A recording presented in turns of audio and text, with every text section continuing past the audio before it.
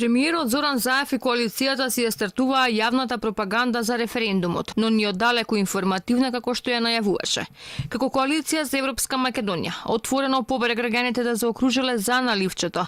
Иако се залагаа за непристрасност, Заев се го убедува дека ако граѓаните не гласале за успешен референдум, ќе сме ја пропуштале шансата за европското семејство.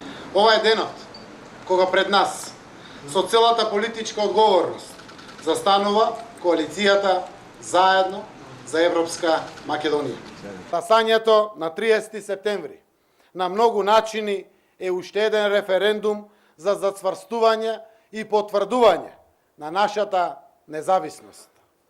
Заедно ќе ги обезбедиме нашите граници, ќе го афирмираме нашето културно наследство и нашата посебност и ќе добиеме сигурна перспектива за иднината.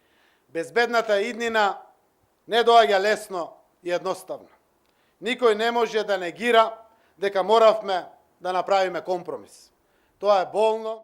30 септември 2018 и 8 септември 1991 биле директна линија на македонската историја. Тоа било едно исто и тогаш и сега Македонија одлучувала за незината независност. Во духот на владината информативна кампања, на иста линија и лидерот на интегративците Ахмети, на 30 септември имало само две опции: за Европска Македонија или против.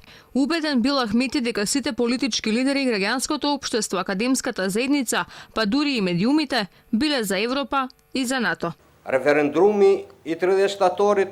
Референдумот на 30 септември е референдум за интеграција на Македонија во НАТО и Европската Унија.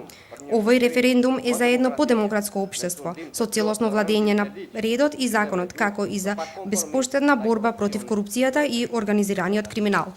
Затоа на 30 септември има само две опции: за Европска Македонија или против. Гласот за е за Евроатлантска Македонија. Јас сум убеден дека огромното мнозинство граѓани, сите политички лидери, граѓанското општество, академската заедница и медиумите се за Европа, се за НАТО. Заев ја искористи приликата и да го повика лидерот на опозицијата Мицковски да им се приклучи на коалицијата за Евроатлантска Македонија. Критикувајте, но не ја пропуштајте шансата, му порачува Заев на Мицковски.